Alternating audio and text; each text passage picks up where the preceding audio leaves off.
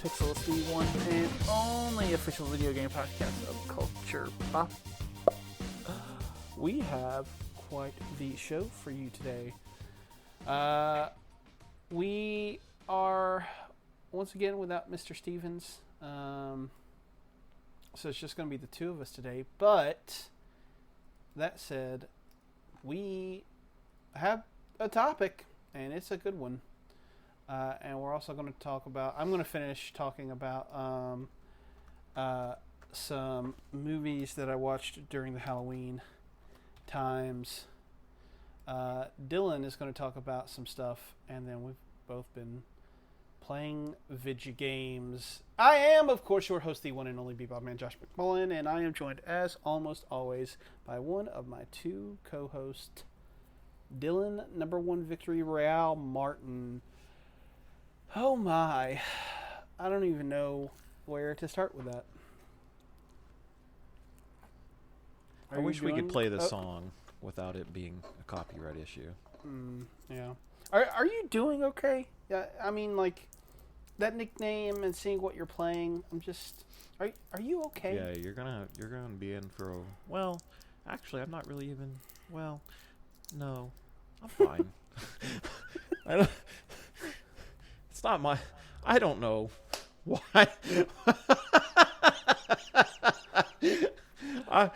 I don't know how to answer that question because I'm definitely playing Fortnite, but am I having a good time? That's a question mark. But I keep playing it, so I don't know what that means.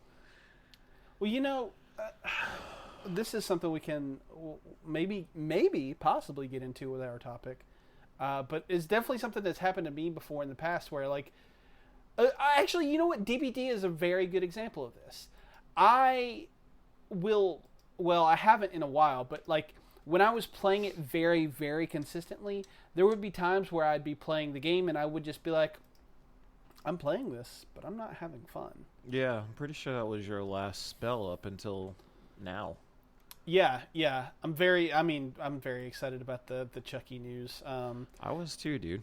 Sabrina came in 3 hours late and was like, Chucky's coming to Dead by Daylight. And I'm like, shut the fuck up. I found out about that first thing this morning. Don't try to hype me up with this. Yeah, I'm very excited. The streamer that I've been following, she plays Dead by Daylight. Bren streams? No. Oh, gotcha. But I went into her Discord today and I dropped that trailer and I said I am so fucking back. Yep. Because it's not that like the Alien chapter was bad. I thought it was the perks that came along with like Alien and Ripley were both very good. And to be honest with you, I don't actually think I've ever played on the Nostromo map, which is strange. Hello? Can you hear me? Is that me? Was that you? Are you I've dead? lost audio. Hold on. He's lost What the audio. fuck?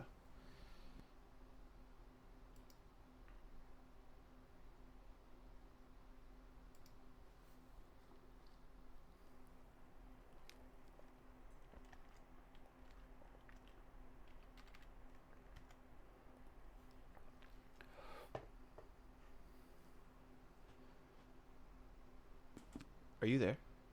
Yes. What the fuck? I heard with Alien and Ripley, and then I was like, and then nothing. But I saw your little box still moving in the podcast room, so that was weird. I'm sorry. I don't know what happened. I unplugged my headset, and I replugged it in, and then it's working. Hey, well, as long as it's working. Sorry. Just edit it out. It never happened. No, this never happened. No, this please will just not edit be in there. It will definitely not be in there. Yeah.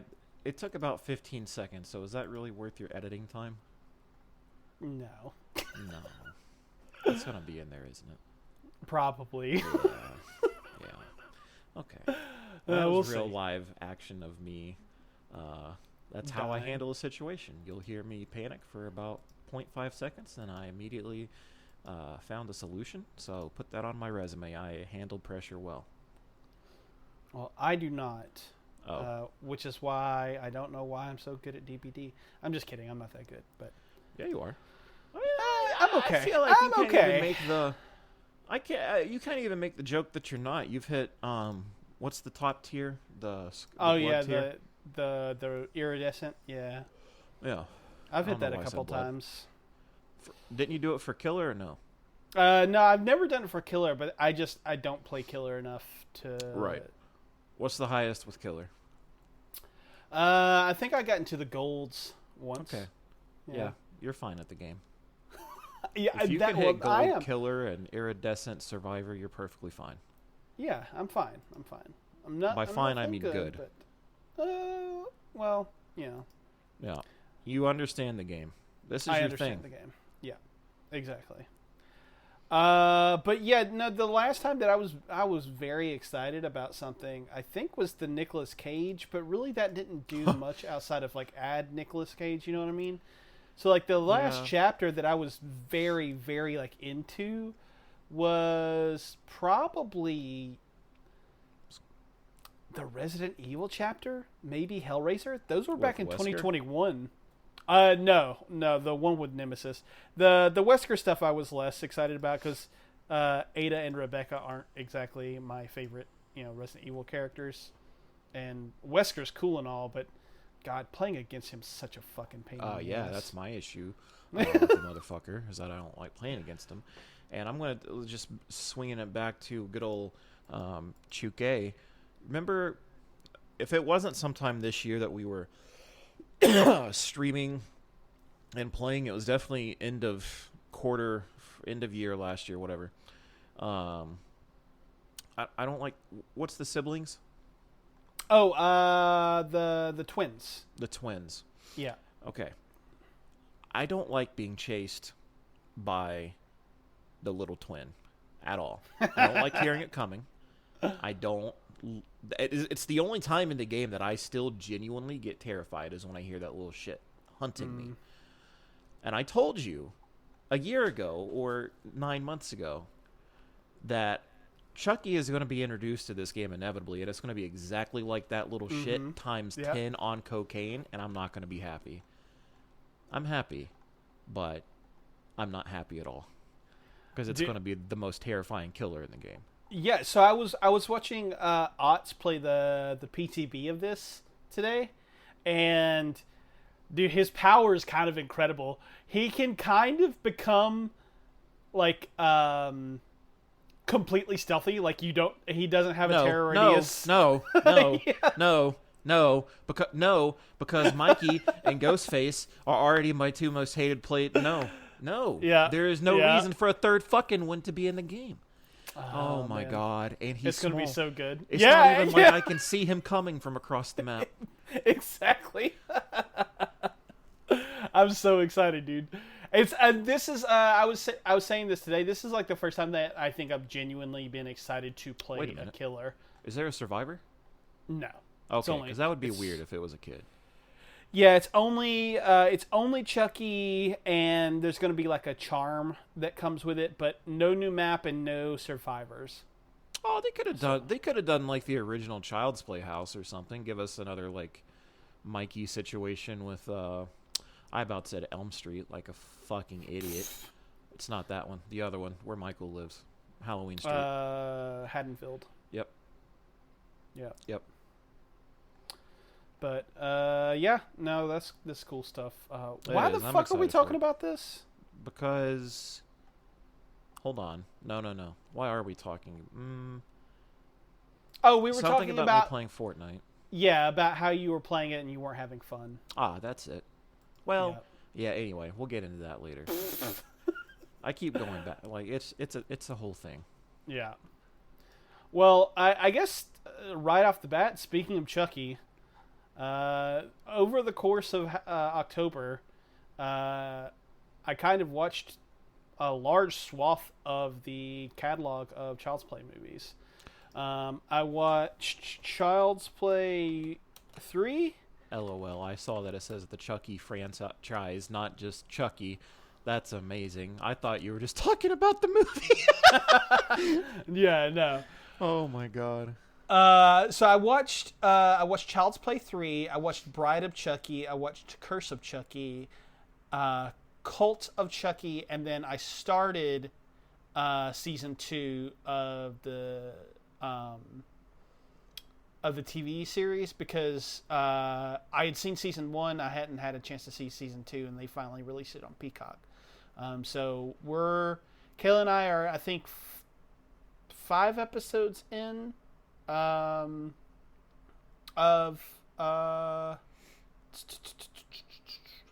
the fucking TV series. Damn, could not think.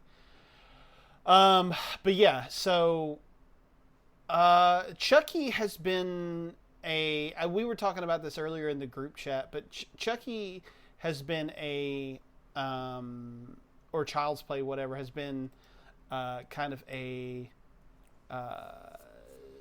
like a staple in all of our lives. Yeah. That's probably the best way to describe it. I remember being terrified as fuck of that original movie. I actually don't know why I saw it as young as I did, but I remember being absolutely fucking terrified. And since then, I've kind of gotten over that. I've seen all of these movies before. The only thing that I hadn't seen was the series, and yeah, it was really fun revisiting these because I watched, I think, Child's Play 1 and 2 last year at some point, and both of those movies are really top tier for me. The first one especially, I think, is one of the best horror movies to come out of the 80s, like, real talk. It's genuinely scary, and has, like, just some really, really fantastic, like, performances and puppetry and stuff like that. Is just very good. Child's Play 2 is kind of like where I feel like Chucky became Chucky, so to speak. Like, the first one kind of had like a little bit of like satire to it, and had like, it was funny in some places, but I think it was mostly unintentionally. I think Child's Play 2 is where the humor starts to actually come out. And then, so I was rewatching 3. 3 kind of remains the worst in the franchise to me. I didn't get to watch Seed of Chucky, and I know that some people kind of think that's the worst. I need to rewatch it because I remember liking it, but kind of feeling like it was like the second worst in the franchise, just because not necessarily the other ones were so much better than it, or not because it was bad, but because the other ones were so much better. So I need to go back to that one. But like, I remember Child's Play 3 being really bad, and it is still really bad. There's no way to really sugarcoat it. Like, the kills that just aren't very good.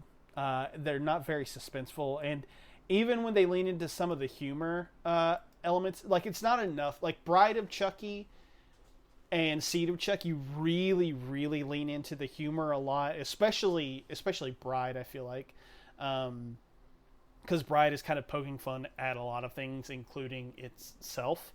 And Child's Play 3 has humor in it, but it's just not... It's still trying to straddle the line of being scary, but also entertaining, and it just doesn't do any of that very well. Yeah, it's not great. But then Bride of Chucky comes out, and that was, I want to say, like 6 or 7 years later, and kind of, in a weird way, reboots the franchise and takes it into that sort of comedy era. And I really like Bride of Chucky. It's top 3 for me, I think, in the franchise, but behind 1 and 2, obviously. But it's got some of the funniest shit in the entire franchise. Like, there is so many little things. Like, there's a scene that is just completely unnecessary, both to the movie and to, like, the kind of plot, but where Chucky sees this dude smoking a joint or a bong or something like that in his car, and he's just crawling around. He sees the dude smoking the joint, and then he just flicks him off for like no reason. Like, and like he said he has some of the best lines in this movie. Like there's the scene where Tiffany's talking about how they should steal a car, and he says something to her. What the fuck does he say? He says something like, "Oh yeah, why don't you be the pedals and I'll do the steering wheel? We're fucking dolls, you dolt!" And it's like the delivery of the line is so fucking funny. Yeah, Bride of Chucky just really kind of rules. It's not really all that scary, which is unfortunate, but like it's really entertaining. Like really, really entertaining. It was a staple of my childhood too. Like Yeah. in terms of horror movies. Yeah, dude. It also taught me a lot about what I like from Jennifer Tilly too.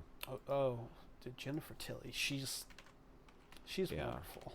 Yeah, I learned really quickly that anything dressed completely in black and with a little bit of an attitude and a witchy, dark, culty vibe is definitely getting my attention.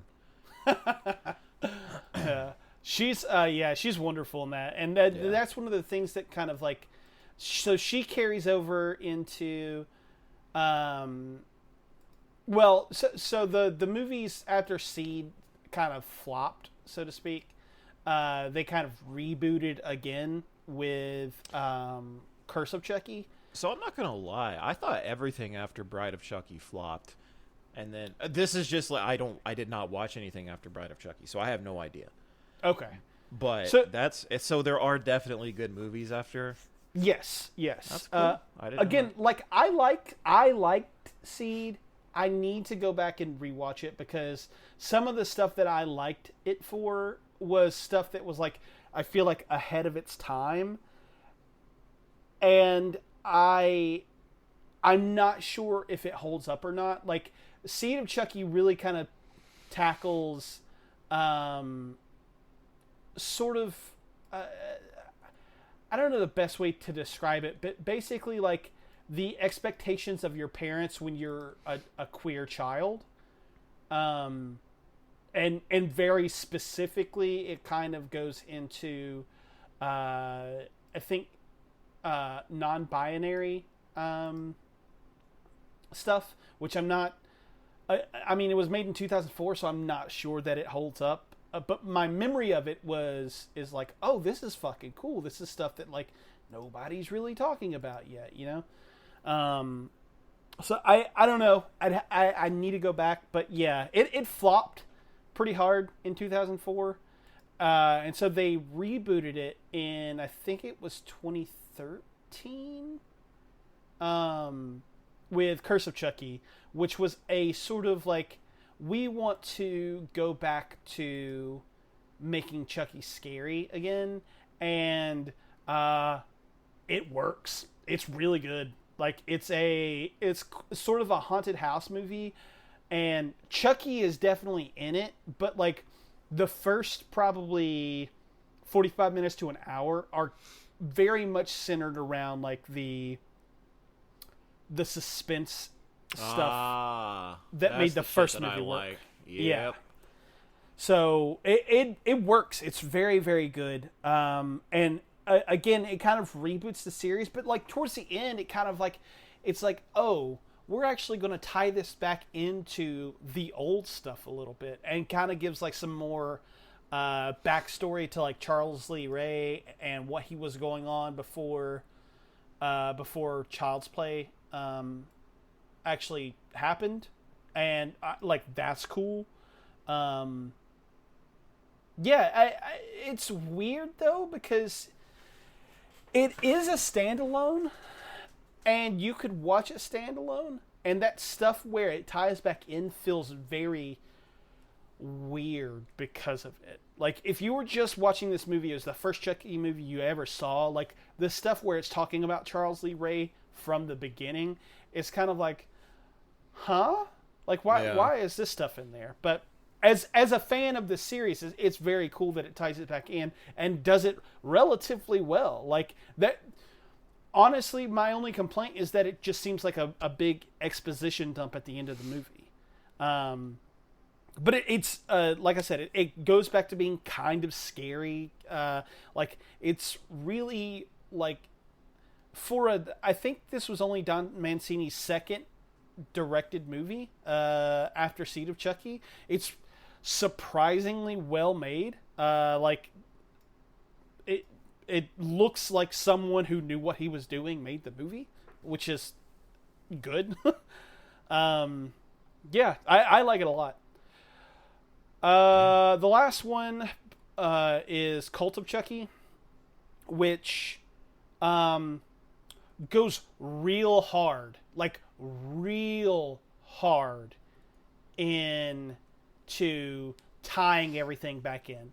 It still has like a standalone element to it, but like the movie begins with a like, hey, this is what's been happening with this character that you haven't seen for like 4 movies. And it's like, oh, that's interesting.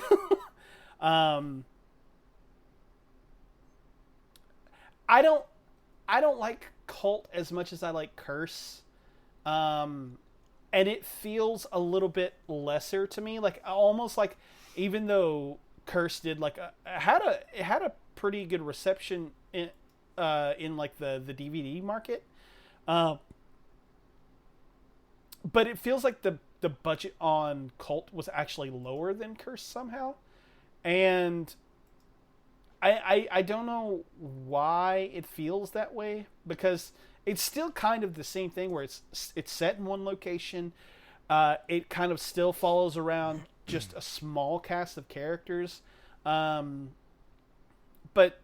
I don't know. It's interesting. It's an interesting one because, like I said, it does tie everything back in. Or at least does it more than you probably would have expected. And then that brings us to the series, which I haven't finished, and I'll probably come back to that in another episode once I have finished the series. But like the series really kind of brings everything like full circle, where it's talking about stuff that happened in Seed, which the previous 2 movies had kind of like not mentioned, and it ties back in old characters all the way back from the first movie, and like it really works. And like the new cast of characters, I think, are really pretty strong. I really like the series a lot. I need to finish it before I say anything, but like if you like anything with Chucky, I recommend the series a lot. It's on Peacock. It's all 3 seasons.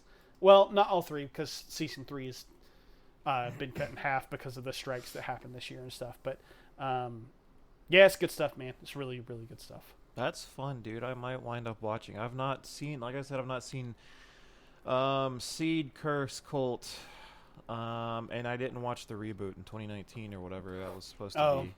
You can skip that one. I remember, I think, I don't remember. It had to be right when we were starting the podcast. I remember you and, I don't know if you and Kayla did an episode that I went back and listened to at some point, but you guys reviewed that movie. Oh, yeah, probably. That sounds about right. Yeah, that was... I think I wanted to watch it at the time from what you guys were saying, because like I think it was a modern-day take, and like some of the kills were really fun. Yeah, yeah. That's basically my takeaway from it, is like I like the updated stuff that they did where they make Chucky feel like something that's happening in I think it was 2019 that movie came out.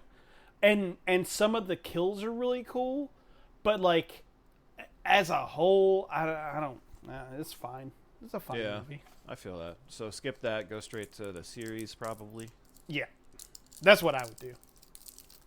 I wonder if hopefully Sabrina's down. I feel like she would be. That's a fun time. Yeah, and it's on Peacock. And it's on Peacock, which you own because you are watching The Office. Boom. Great minds think alike. Yeah. So I said this probably sometime at the beginning of the year. I really don't remember, but I started watching The Office Superfan episodes, and I never stopped. I just never talked about it again after I started. It's taken me this long to finish it. It's the first 6 seasons only, which is fine because that's probably some of the better content in the office. Not probably, that's the better content in the office anyway. So this is essentially just extended episodes, keeping all of the deleted scenes not deleted. And I'm so glad I went back to watch this, dude, because Office is probably my favorite show of all time. Like I can go back to it. It's my comfort show. I don't get tired of it. It's the only I can put it on and watch it, and it's just my happy place. But getting to go and like watch these Superfan episodes and see all the extended cuts that I've seen bits and pieces of over the years because of like different YouTube videos or whatever. But actually getting to see it in the show, it was a lot of fun, and it adds a lot to these characters that we all know super well by now. One of the very, very last episodes I watched had Michael kind of having a one-on-one with Joe Bennett, the CEO of Sabre, and it was after Andy essentially leaked this giant malfunction to the press that happens with the Sabre printers. And if I'm not mistaken, in the actual show, you don't see what I saw in the extended episode. In the extended episode, Michael genuinely fights for Andy. And Michael has a few of these moments spread throughout seasons 1 through 6 where you listen to him and you're like, oh shit, like he's not a complete idiot. Like he has these moments that really shine through. Like he's a really great salesman and he knows what he's doing. And on top of that, he can put his foot down and be a good boss. It's just you have to dig to get there. And in this last episode, I don't think we ever saw that in the original, where he kind of has this one-on-one with Joe, and it shows how much he fought to get Andy not fired, and how like it's Michael's office, so he needs to have the say over what happens to this employee, blah blah blah, and he backs Joe down. And it's awesome, man. Like there was just little sprinklings of that all throughout the 6 seasons. And if you haven't watched it as an Office fan, I highly recommend it. It's on Peacock. It's a lot of fun. It adds so much to these characters that I genuinely think moments should have been in the show. Sometimes I'm like, yeah, that was definitely, that's cut for a reason. But other times I'm like, why was this not in the core episode? Because it's so great.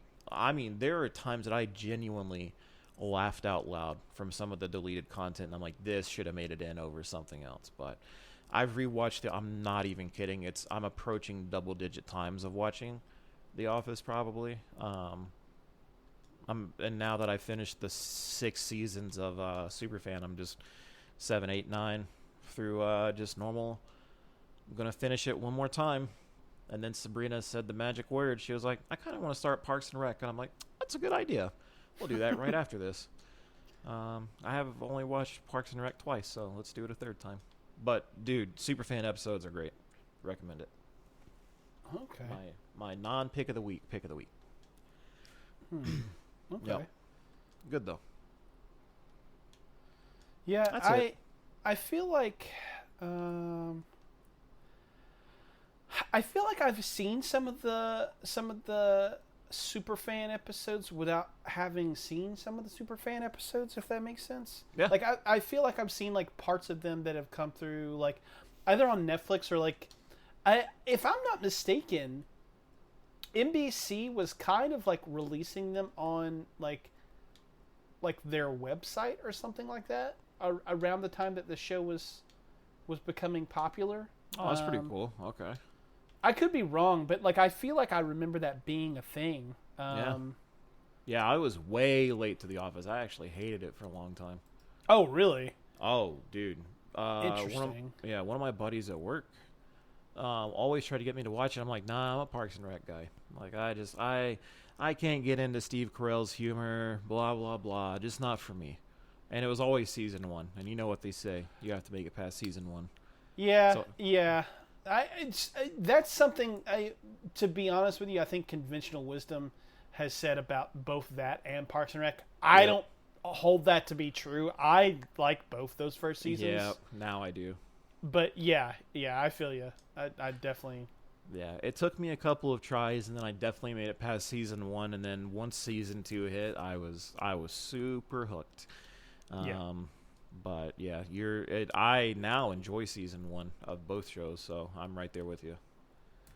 Hell yeah. Okay, cool. Well, I'm gonna have to go back and give those a watch because I haven't watched it in a while. Well, I would say now's the time, but you got a lot to do before the year's over. So much shit to do. Yeah. Okay, cool. Well, the last movie that I watched on Halloween night was VHS 85, and that was preceded about a week earlier by VHS 99. I had watched VHS 94 back, I think it was actually last year. And I never got around to 99, which actually did come out last year. I don't really know why I never got around to it, to be completely honest with you. But that was just something that I never got around to. And so I was like, well, I need to do this. I like this franchise. Let me get to it. And so I watched it. And the thing I really like about what they have decided to do now with these movies is that they have decided that they're going to take the change it from like having like a just the theme around like found footage, that they're now going to kind of make it like we're going to keep the found footage thing, but we're going to tie it to a theme of like individual years. And so the first one that they did this for, I am relatively positive, was 94, which came out about 3 years ago. And I liked it. I thought it was like an interesting take because the first one was kind of like yearless, so to speak. And so was the second one. The third one, which is called Viral, wasn't necessarily tied to like a year, but it was very much tied to like a place and time. It was tied to like internet culture and stuff like that. And then 94 came around and they were like, well, we're going to take this and we're going to kind of make it into a thing where we tie it to, you know, specific years that have been they utilized VHS tapes. So 94 was good. I enjoyed it, but I don't remember it being as crazy memorable as these two did. VHS 99, given when I grew up, this shit, like, I don't want to say it hit me like a ton of bricks, but like it felt so real to me. Each one of the little like sections that was in this felt like something I would have been watching as a kid. Like there's a segment that kind of like takes a look at the realities of what we kind of did to children in the 90s with shows like do you remember the show Guts? No. Okay. So Guts was or like maybe do you remember Legends of the Hidden Temple? Actually, no. I'm sorry. Okay. So these were shows in the 90s on Nickelodeon, very specifically, that were like I'm trying to think of an alternative like adult version that you would know. But more or less they were like American Gladiators but for kids. Where you had like an obstacle course tied alongside some like sort of like trivia questions and stuff like that. And it really, really was a like it was very exploitative of children. And this one segment in particular kind of really takes that to like an extreme. And I was like, oh yeah, I'm really fucking into this.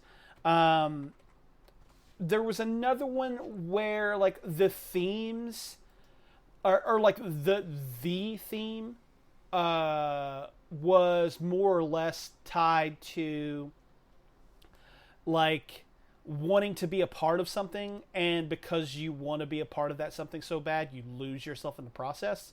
And it was tied to like kind of like hazing culture, which again I remember being a huge thing that people were talking about in the late 90s and early 2000s, where like you had people actively like getting involved in these hazing rituals and like people dying because of it and shit. The other one that, well, I think there were 5 in total. There was no wraparound narrative, which was awesome. But the other 3, there was one called Shredding, which kind of tied back into like 90s like music culture, and like that one was kind of cool. The last segment was called To Hell and Back, and it was kind of like a fun little, I can't remember if I talked about it on the show or not, but it was done by the husband wife duo who did Deadstream, and basically it's like a real fun, like, what if the world actually was ending at like during Y2K, and these witches are trying to like bring about Satan's return or something like that, and it takes these people like literally into the middle of hell, and ends with this fun like body swap thing that happens. I really thought it was fun. And then the last one that I want to talk about was one that really spoke to me because I grew up during the time. Was called The Gawkers, and basically, the premise of this one. I remember that one. You remember that one? The Gawkers? The Gawkers? Yeah, why that one of all things? I didn't remember the other ones. Oh my god. Wait. Is that not a show from the 90s? I don't think so. I could be Oh my wrong. god, that's not. What am I thinking of? I have no Oh idea. no. I genuinely, Josh, I even had character faces in my head. Oh my god, and it's not real. So while you talk about this, I'm going to figure out how I've gaslit myself to believe I know a show. Yeah. It comes up as VHS even, son of a bitch. Oh my god. So yeah, the premise behind this one is basically that you have all of these high school kids, these teenage kids, and they're doing stupid shit like making videos of themselves in skate parks and stuff like that. And they have this neighbor who they think is very hot. Well, it shows them all being kind of like douchebags. Like at one point they have a camera that they are trying to conceal so then they can get some upskirt video of these 2 girls. They get caught. And at a certain point, they are making fun of one of the characters' little brothers, who they see actually talking to the girl next door who they think is super hot. And he's nerdy and into computers and stuff like that. He goes over there to help her set up her new computer, and they pressure him into installing some spyware on there so that then they can hack into her webcam so that then they can maybe see her naked. It feels very much like the premise of that scene from American Pie. And it ends up biting them in the ass because she knows, and she's actually not what she claims. Well, she's not a human, we'll just put it that way. And it ends up... Yeah, it ends up being a fun little, like, you guys wanted to see me in all my glory? Okay. Like, here's what's going to happen to you type thing. I just, that one really, like, I feel like hit the nail right on the head with regards to, like, 1998 internet culture and things like that. Fucking worked for me. Loved it. It was not as good as VHS 2, because VHS 2 has one of the all-time best sequences in any anthology movie, any found footage movie. Like, it's just very, very good. I liked 99 almost as much as I liked that one. Then, final movie of Halloween, VHS 85, we pull it up, and this is my favorite of the franchise, and is maybe my favorite found footage movie. Not my favorite anthology, because Creepshow just fucking rules. But VHS 85 genuinely feels like a movie that is actual found footage. And in that way, it feels very scary. It feels like it's something I shouldn't be watching. It feels Like the last 10 minutes of Blair Witch? yeah, honestly. Like, it feels like something that, like, really, it shouldn't be... it feels dangerous. Yeah. That's probably the best way to phrase it. And each one of the segments in this, with the exception of one, and I can kind of get away from that because it speaks to real fears that we're having today. But each one of them feels like something that actually happened, that people caught on their cameras, and, like, because of that, it's scary. Like, the very first sequence is these people go on this trip. They're going out to a lake. They see all these signs that they shouldn't be going to the lake. It's almost like a Friday the 13th type thing. And then, like, a couple of them get out on the boat while another two stay behind. Like, I think there are like 6 of them total. 4 of them get out on the boat and the other 2 stay behind. And they're all just having a good time out on the boat. They're videotaping stuff. And then they start hearing these sounds. And then the girl who's on the jet skis, or not jet skis, just water skis. She's trying to finish it, or learn how to water ski. She just drops into the water, and they're like, "Oh, what's going on?" And then you hear more of the sounds, and then you realize it's fucking gunfire, and they're being shot at from the shore. And, like, that whole sequence where they're being shot at and you're in the boat with them while you're hearing the, like, bullets rip through the air near them is so fucking scary, dude. Like, I don't even know any other way to put it. It's just scary. I would never, ever want to be in that situation. Ever. It made me so uncomfortable. Okay. That's fucking horrifying, dude. Because, first, just real quick, where can you watch this? This is on Shudder. Shudder? Mm-hmm. God damn it. Okay. Well, just real quick on that. I want to watch this from how you're putting it, but I fucking have bad PTSD. 4 years ago, I was fishing down on a reservoir, and it's in the deep woods, dude. Like, I mean, you can't fucking see me anywhere. And I'm not wearing bright, vibrant colors. Somewhere behind me, I don't know what was happening, what they're doing. I don't know if they were aiming at me. Gunfire just started racing past me. Like, I have never felt that kind of fear in my life. Yeah. I don't know if, like, it was hitting the water next to me. It was by some miracle I did not get hit. I don't know if they were just being redneck idiots firing into the woods. Likely. If they thought I was on private property, which I was not. I'm on public property. I don't know what it was, but bullets were hitting the water next to me, and I ran. Like, I still had the fishing pole in my hands. I wasn't thinking. I was just moving. And to this day, I have never been that scared. I have never had that kind of Josh, I'm fat. I ran half a mile without stopping. Up a hill. I was out. Because, this is what gets me, dude. I ran the shoreline. And I don't think that it was out of pure panic. but I swear to God, the bullets kept coming. Like, as I was running to the left, so did the bullet. Scared the shit out of me, dude.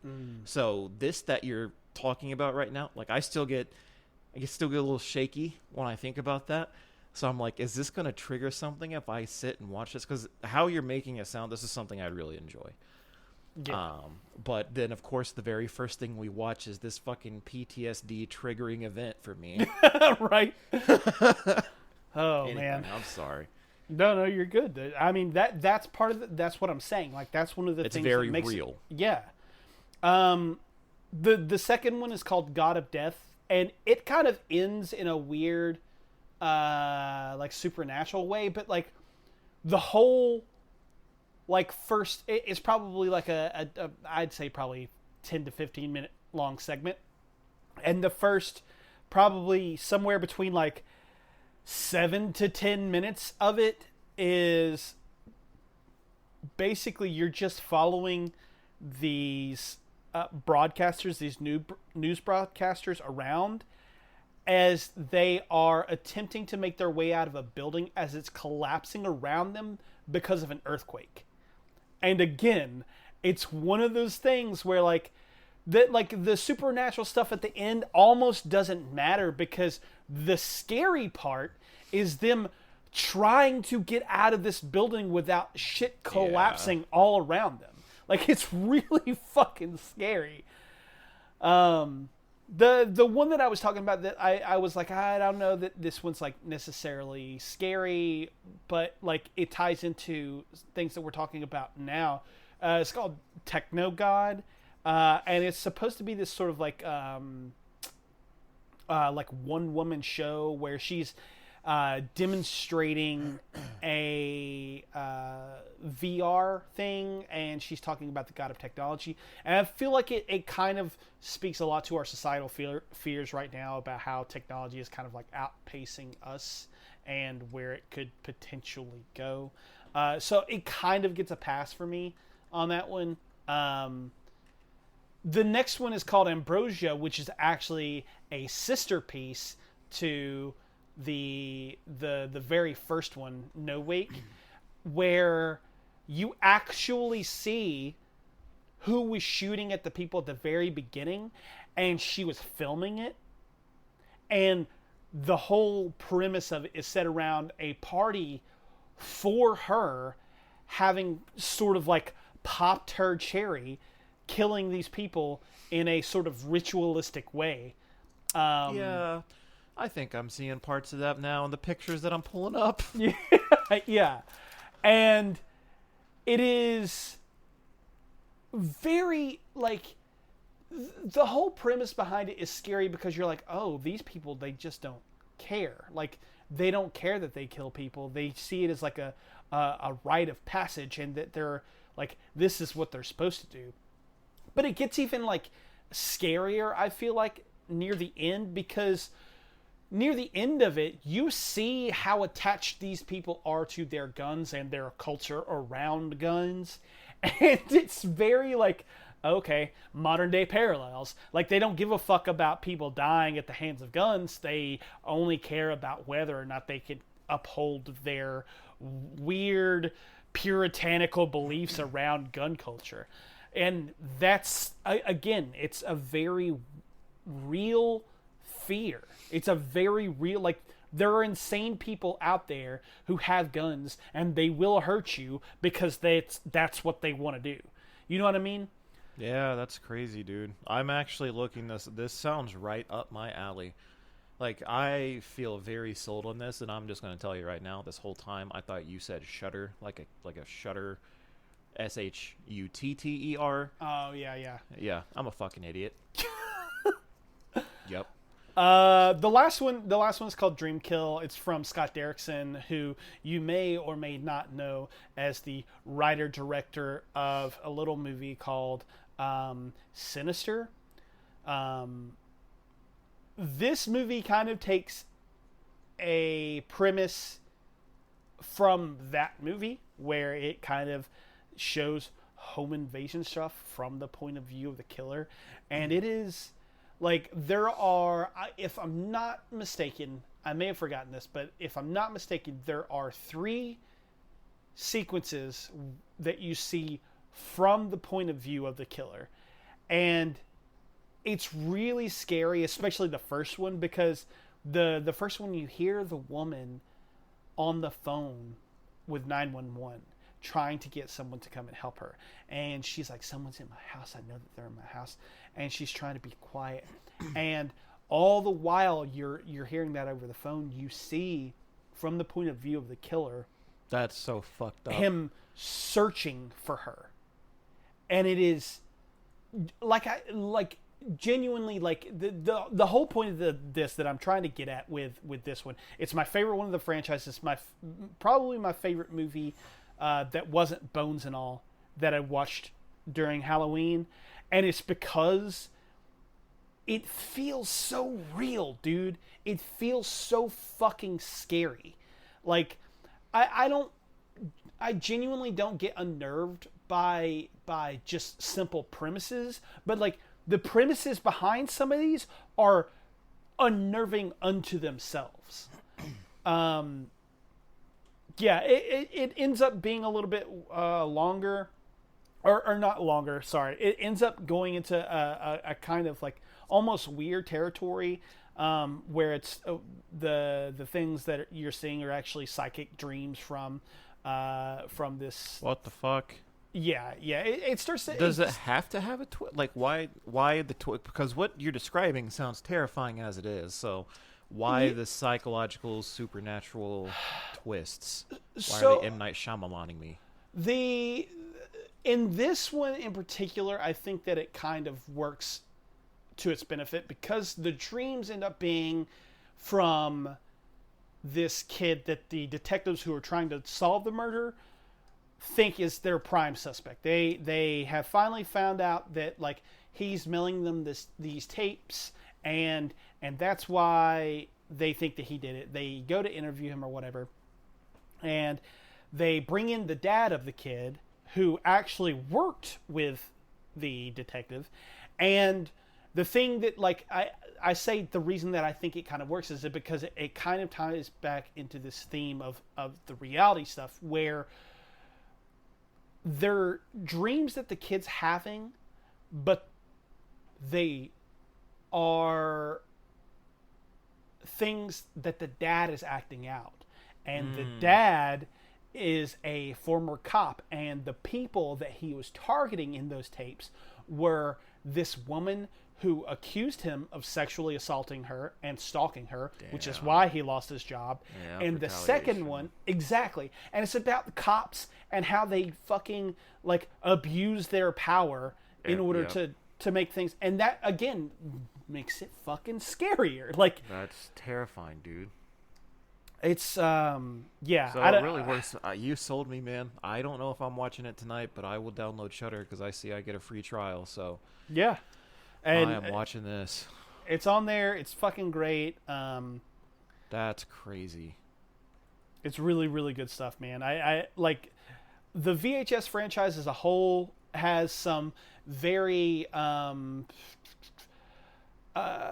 questionable decision making in some of them. Like that, the first one I really like, but it's got some stuff that kind of, like, I don't know, just doesn't work. VHS Viral fucking sucks. Nothing in that one like it works at all. Yeah, there's some very questionable stuff. But these last 3 have been certified fucking bangers, dude. VHS 94 ruled. 99 was fucking awesome. And then 85 is the best one yet. So if you get a chance, if you know, I don't know. If you get a chance, you should definitely check them out. That's happening. I will tell you that for probably most of that, I was trying to search up the Gawkers to see what my trigger was. I cannot find it. I cannot find anything you just about fucking it. made it up. But, like, I have characters in my head, like, of like a, it's not like a mid-teen, I guess, but it's like an older, like in the 90s. And I swear to God, someone with more experience, please. It's the feeling of I have it on the tip of my tongue, but I can't say it. You know what I mean? And I hate that feeling. And I don't know what it is because the Gawkers doesn't even exist. But I swear to God, I remember something like that. I don't know. We have a topic. We do have a topic. This topic sprang forth from actually Video Tonny. games. Oh, yes, video games. But we were talking in the Discord the other day about the, I guess, overall quality of games that have come this year. Because I was talking about a little game that I'm playing currently, and the thing happened. Yeah, the thing happened. And Tonny was just kind of talking about how, this has been a year where it seems like every time there's a game of the year contender, it just kind of goes away in favor of something else. Like originally everyone was like, okay, yeah, Tears of the Kingdom, that's it. And then Baldur's Gate 3 came out and everyone was jerking it off, And then what was the Diablo 4? Diablo 4, then Spider-Man, then now Alan Wake is the newest one. This year has been filled to the brim with so many just excellent games. And I kind of wanted to talk a little bit about that because one of the things that he brought up was the last time that we had a year like this with so many was 2016, which I think I agree with as a general rule. Last year was a good year for games. The year before that was a good year for games. But the last certified high caliber. Yeah, was probably 2016. I agree. So I guess the thing I want to do with this conversation is I want to ask you first and foremost is this the best year ever for games? Or yeah, I think in the years we can look back on, I think we can say hold strong for us because we can look through them with nostalgia, or look at them with nostalgia rather. But this year has been it literally started in January and it's been a hit after hit. It started with Hi-Fi Rush for us. And then it just kept, Resident Evil 4 came out this year.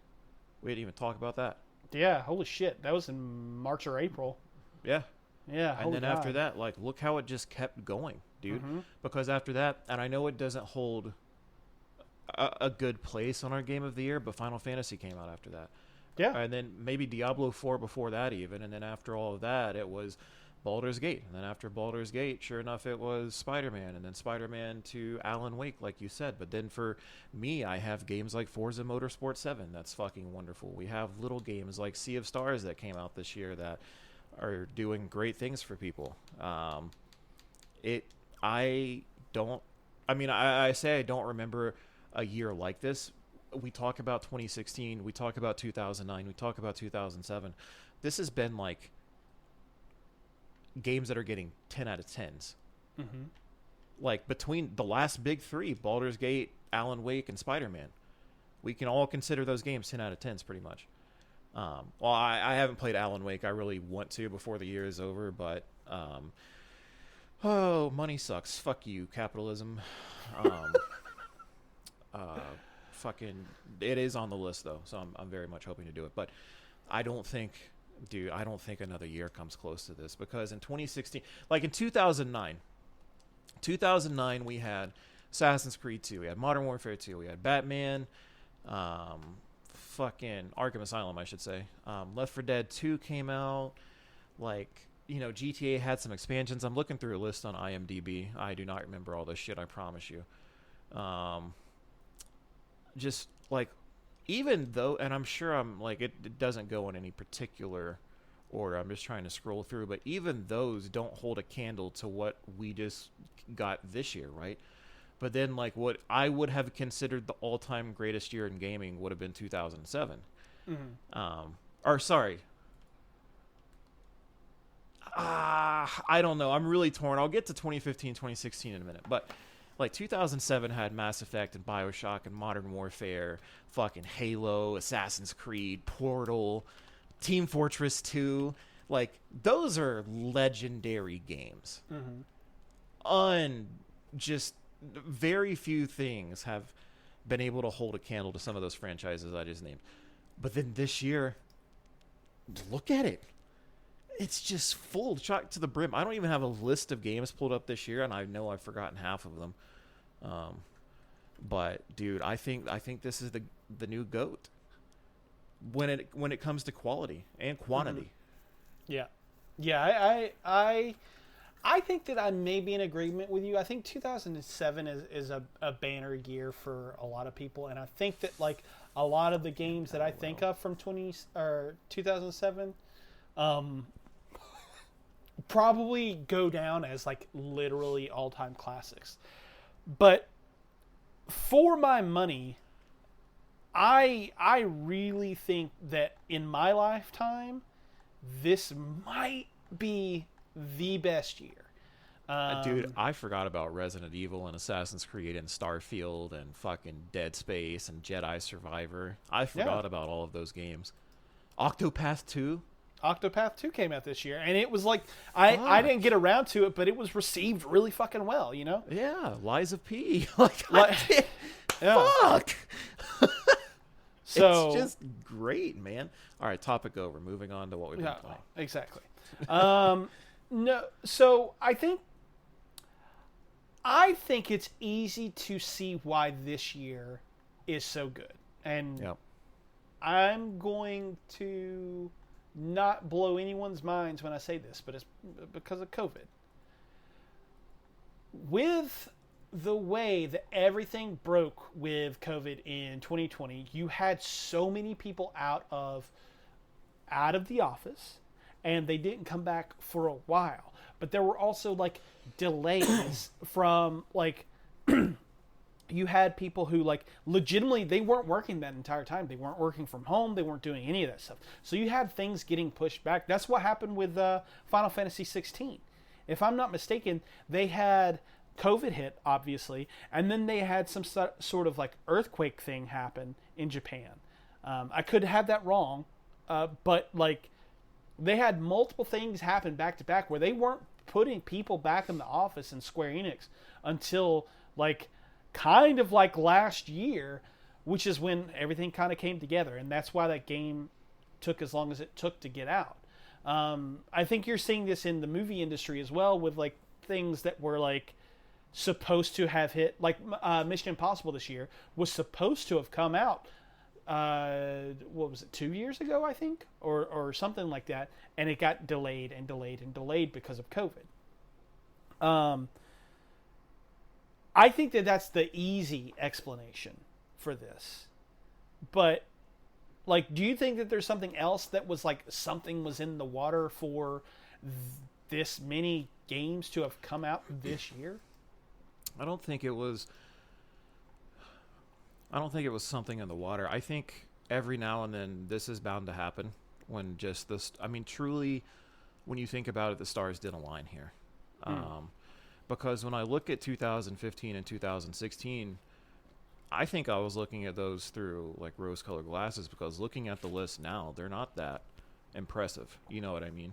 But at the time, I guess if we had droughts between the years of 2009 through these years where we saw 5 to 8, you know, maybe 8 to 10 great releases, that was a solid year. That was a really good year, right? Yeah. That was, I mean, almost one a month, if you were lucky.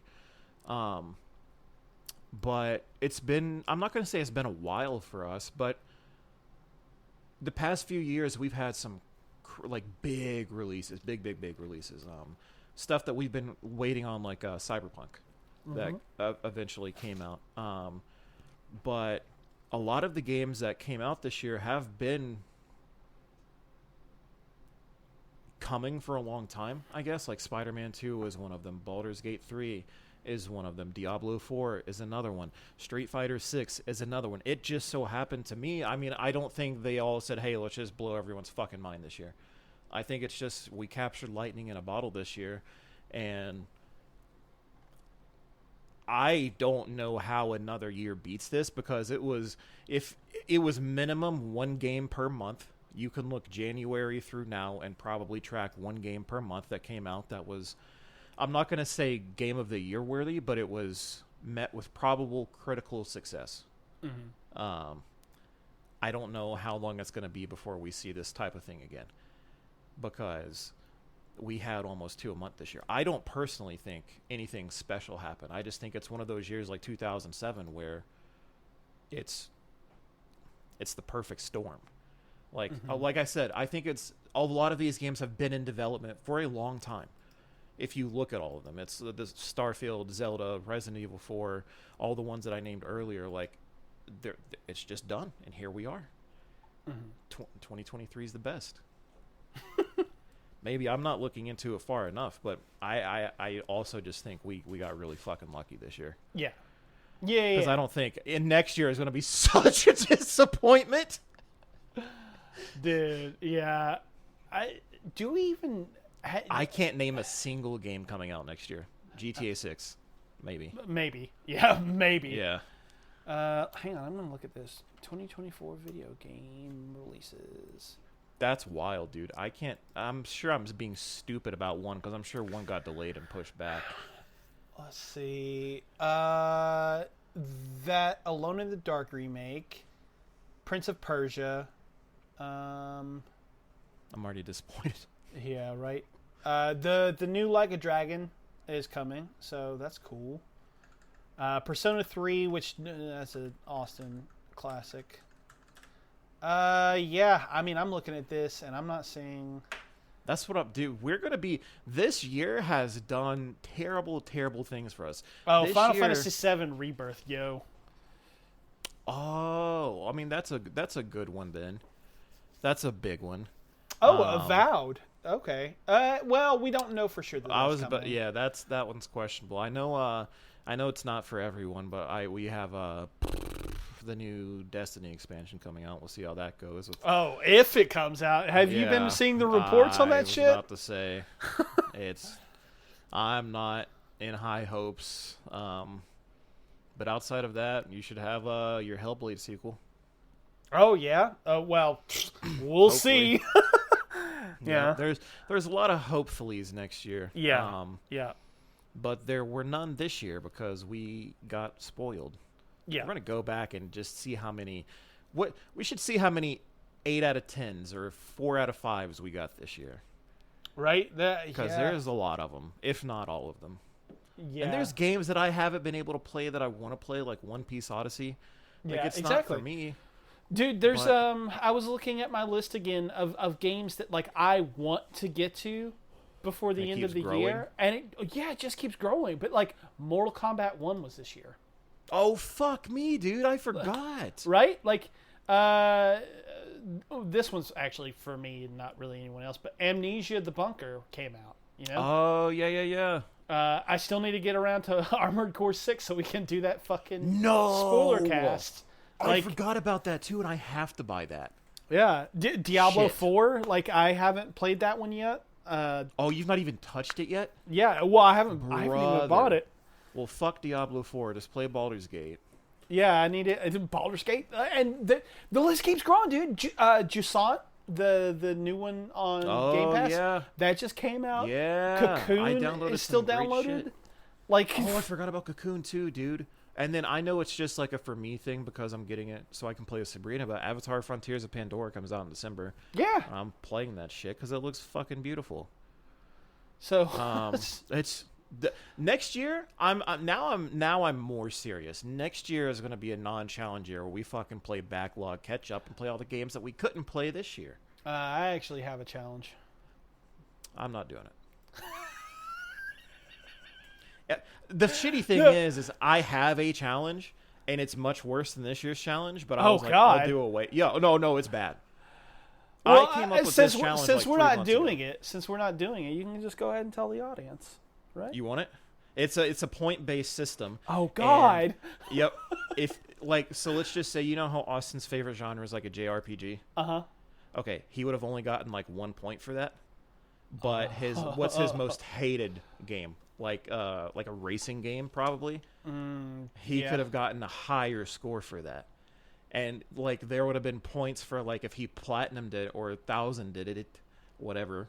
Yeah, You know, whatever he could the have fuck. gotten yeah. He could have gotten extra stuff for that.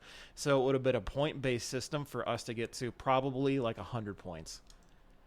Like individually, no team-based shit this year. Individually. Fuck me. Yeah.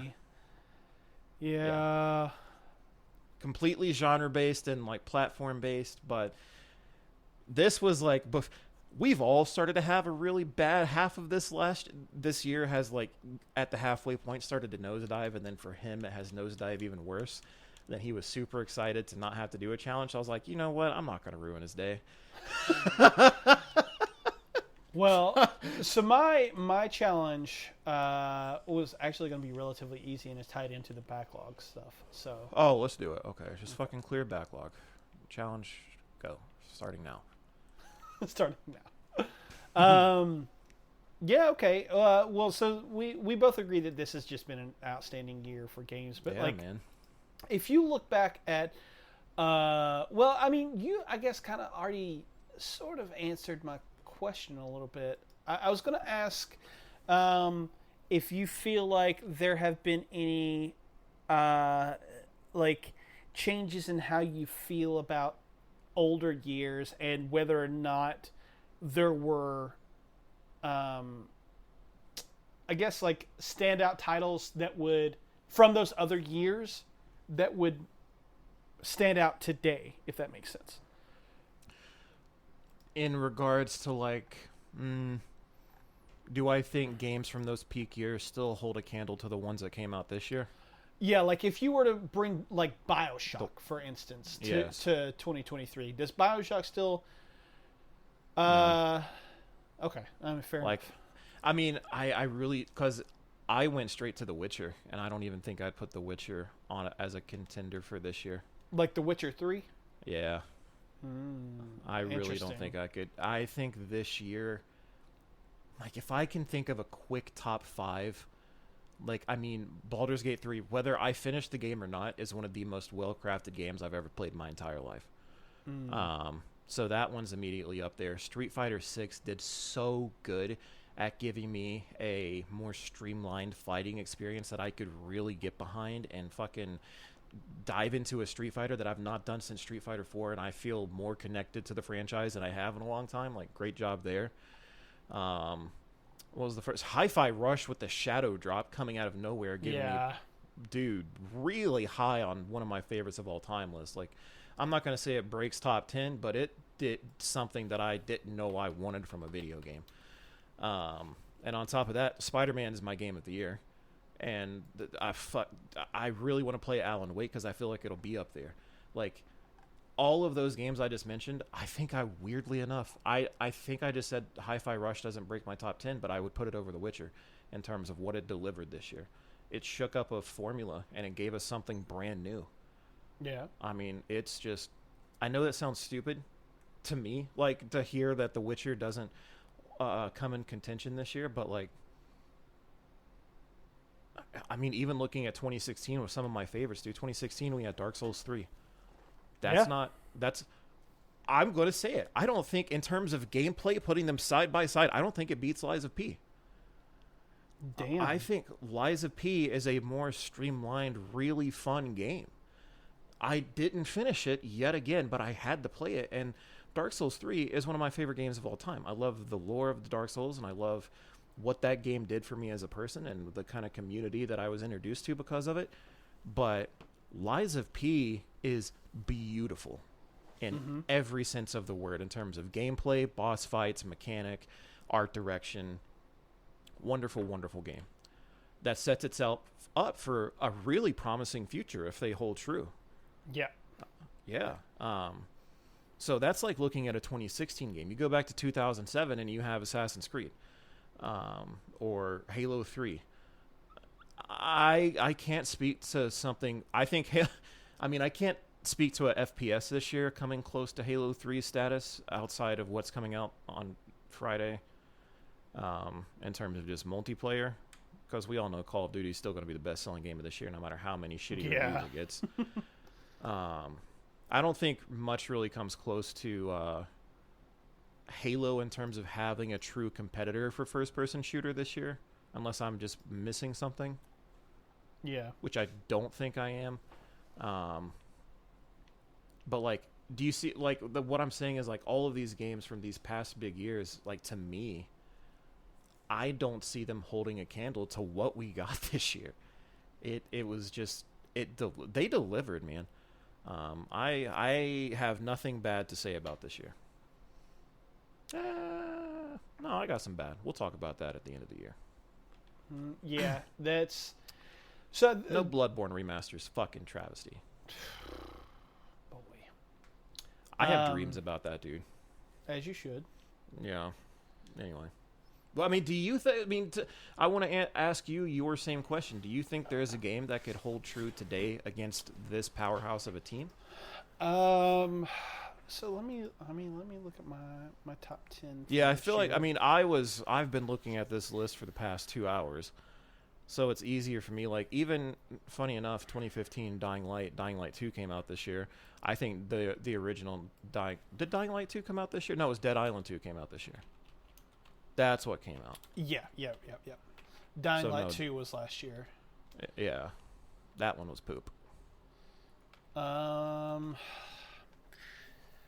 mean, thinking about the... Oh, shout out Dead by Daylight 2016. Holy shit. I don't know. It would be hard, but one of the things that would make it so difficult is because when you think about games that did come out in, like, say, like 2001, like I know that wasn't one that was, like, on our list, but, like, yeah. Just say that, because if I'm not mistaken, that was the year that, like, Grand Theft Auto 3 came out. So let's just say that when you were playing games in 2001, like, you weren't. I'm not sure that those games hold up gameplay wise to what we're currently playing now, and it's a different time, right? Like, where if you look at, say, something like 2009 had Left 4 Dead, or no, I think it was Left 4 Dead 2. Batman Arkham Asylum, I think Demon Souls was that year. But like Arkham Asylum, great game, one of the best to ever do it. But like, let me see, Spider-Man 2. Yeah, Spider-Man 2 came out this year. And I'm not sure that Arkham Asylum is better than. Well, whoa! Oh, well, that's not for me to say. I got real defensive. Quick. We'll talk about that when Game of the Year comes around. Fuck me! That made my heart rate go up. But like, what was the year that Mass Effect came out? 2007, right? Like, yeah. Would I take Mass Effect from 2007 over what's Baldur's Gate? Baldur's Gate? Or Lies of P even? No, I don't think so. Hell, I don't even know that I would take it over Final Fantasy 16, and I don't even like Final Fantasy 16 like that. You know what I mean? Yeah, and that's what I was trying to do. Like, I know gameplay, obviously today's games are going to be better, but I tried putting myself in that mentality of where I was at when I was playing an Arkham or a Witcher or a Fallout in comparison to a Starfield. Mm-hmm. And I think... Well, fucking Fallout beat Star. I am so sorry to everyone who likes that game, but I am a huge Elder Scrolls fan. I tolerate Fallout. I apparently dislike Starfield heavily, and I don't know what my issue is. It's all on me. So maybe I put Fallout over Starfield. But what I'm saying is I try to look at it through those eyes of where I was at the time, and I still think using those... using that perspective, I wouldn't take any one of those games over what we got this year. Yeah. 2007 had Portal, if I'm not mistaken. Oh, fuck me. I think ever beat Portal. Yeah, Portal's, and Portal 2 even, which was like, I think like 2011, which is another strong year. Yeah. I fucking love Portal 2. I would Yeah. put Portal 2 probably near the top of my list of games that came out this year. Dude, I think that's one of the best games ever made. Portal Both of 2? them. Or yeah. I mean, I would take Portal over Hi-Fi Rush. Yeah, oh yeah, for sure. Yeah. I was trying to think of what kind of comes close, and Portal that's would not make really it it, into but my innovative top mechanics. 5. All time? Or this year? For this year. It would Yeah, make it into my agreed. top 5. For hell, maybe even my top 3. I would say Portal 1 makes it into top 5. Portal 2 might take Game of the Year. Yeah, Portal. God, dude, Portal 2 is so fucking good. Yep. Valve hit me with Portal 3 2024. We don't got much coming out. Right. but yeah, I mean, like, it's hard to do that, but given like, try to put yourself into playing Metal Gear. Well, for me, like playing Metal Gear Solid for the first time. You know what I mean? Like, Yeah. I that's a game that blew my fucking mind. Alan Wake is doing that for me right now. Like, if I'm being honest with you. But yeah, Like it makes you feel like a fresh gamer again, like Yep. you're getting to experience something new. And it's Damn it's different because Metal Gear Solid was doing weird things with video game storytelling, whereas That's true. I almost feel like Alan Wake is doing weird things by being a video game. Like it almost What shouldn't the fuck? be. Yeah, I don't know. It feels like a movie or a book or something. Kind of like everything. It kind of just feels like everything. It feels like art. Yeah. That's crazy. Shut up, dude. I can't spend money, Josh. That's what I said great for just a second ago, is because you're making it sound more enticing than this is why I'm playing Fortnite. It's free. True. It is free. The only other question I would think before we beat this topic to death is do you think that there's anything with regards to those other years, just to kind of tie it back to our original question, that like there was a secret sauce being cooked up in those years? I mean, wasn't 07 the year that the consoles... No, that was 05 that they launched, right? Yeah, it was like 05 and 06, I think. I think maybe for 07 it was that the consoles had finally been out long enough, and that was their year for all the big drops. Because Xbox 360 dropped with Halo 2, right? Not dropped with, but it had Halo 2 in the beginning. Yeah, I think so. I'm pretty sure. Because that's I right. think, well, duh, because it was on the Xbox. I think, so 360, PS3, and the other one, the fucking Wii, all came out in 05, 06? Is that right? I'm pretty sure it was 05 for the Xbox 360, and I'm pretty sure it was 06 for the PS3 and the Wii. I could have that wrong. So for me, I feel like 07 is definitely like, dude, maybe that's what this was. Holy shit, now that I think about it. Consoles have been out for 2-3 years now, right? The PS5 and the Series? Yeah, Xbox Series? 2020, I think, is when they both launched. So maybe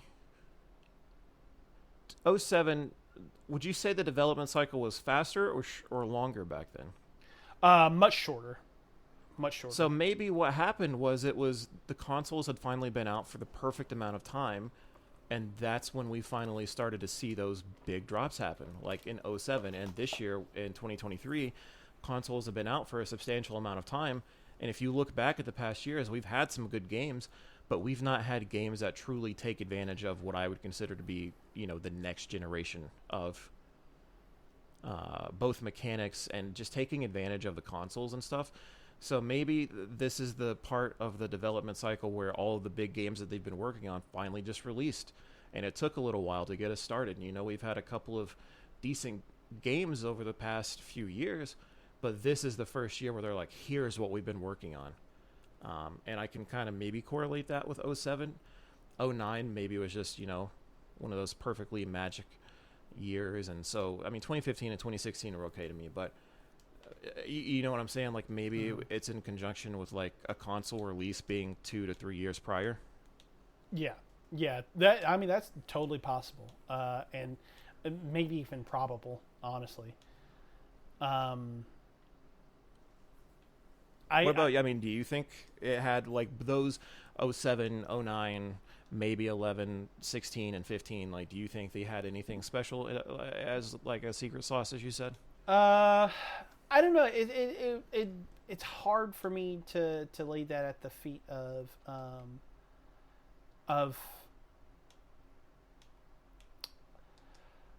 how do I want to put this? It's hard for me to say that 100%.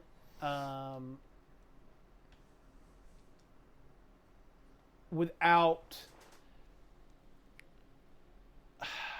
taking into consideration like when certain games came into development and stuff. Like I feel like in 2007 we were at the tail end of the Bush era. Like Bush was going out of office in 2009, right? But I kind of feel like BioShock is a sort of like response to political stuff at that time. You know, it's very much about a libertarian asshole, I guess, who's trying to create his own image of society, and I kind of feel like it ties back in with that sort of thing. But like I can't. I like that though, because it's like a game. It's games being a product of their time too. Yes, exactly. Like you can't. Yeah. I don't think that you can necessarily separate the two. I think that they are responses to how people feel within those given times. But I also think that like within the span of, I'd say probably like 6 years, like 1998, you have Metal Gear Solid, you have Ocarina of Time, you have Resident Evil 2, you have Fallout 2, the first Half-Life, and in 1999 you have let's see, 1999, where was I was just looking at this. You have Soul Calibur, Gran Turismo 2, System Shock 2, Tony Hawk's Pro Skater, like you have all EverQuest was released that year, you know, and then 2000 wasn't necessarily a letdown, but then like 2001, Halo, Grand Theft Auto, Smash Bros, Metal Gear Solid 2, Devil May Cry. 2002, you had Morrowind, you had fucking what's the GameCube Mario? Sunshine, Super Mario Sunshine. Metroid Prime was that year. Splinter Cell. Like you had a ton of games coming out in 2002, and the reason that I'm bringing all of this up is because from probably 98 to 2004, you had an explosion of like games. The Xbox was new, the PS2 was new, the GameCube was new, and you had all of these people who were working on schedules that were like 1 to 2 years per game on development, and they were just coming out like, you know, just like that. So when we think about what it is now, where it takes 5, 6, 7 years for a gigantic game like Tears of the Kingdom or Baldur's Gate 3, because if I'm not mistaken, Baldur's Gate 3 has been in early access since like 2018. It's been a while. Yes, I was gonna say 2018. Yeah.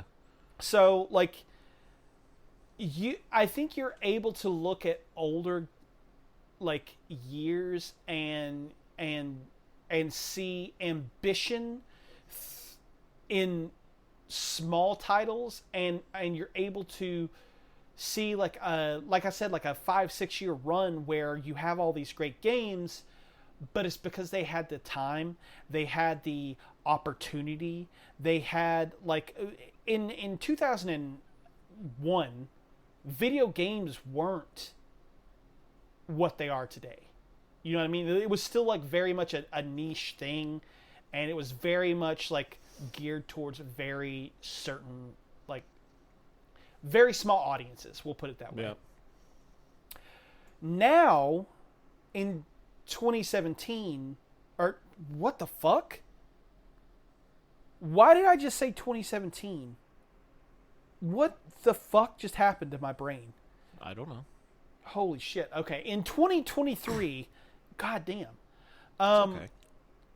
You have to not only appeal to these people who are like diehards of video games who've been playing since, the 80s or the 90s. But you're also having to appeal to a much wider audience of people who just casually do things, right? And in order to grasp the widest net possible, I feel like you're having to do stuff like what Alan Wake 2 is doing. You're having to do what Baldur's Gate 3 did for so many people. You're having to do what Tears of the Kingdom did. You have to set yourself apart and also have this sort of like accessibility to you. I feel like that's why you see so many reboots. Like, why do you think that Mortal Kombat 1 is called Mortal Kombat 1? It's because they're trying to reintroduce this franchise to a whole new set of players while keeping, like, everyone who loved the series there. You know what I mean? I really feel like you have this year in particular being full of so many great games, but not only because of COVID, but because you have to be doing something interesting in order to grab people's attention. You can't just be a Halo 2 anymore. You know what I mean? Yeah. And I think that in a way, when we look back at those older times, it is the nostalgia that you were talking about, because we love Halo 2. We love fucking Metal Gear Solid. We love Grand Theft Auto 3. But we love them because they were doing something interesting then, and that isn't now. That was that place and time. And now you're having to do, like I said, what Alan Wake is doing, like what all these other games are doing, in order to be different, in order to grab the audiences that you grab, in order to just be something new.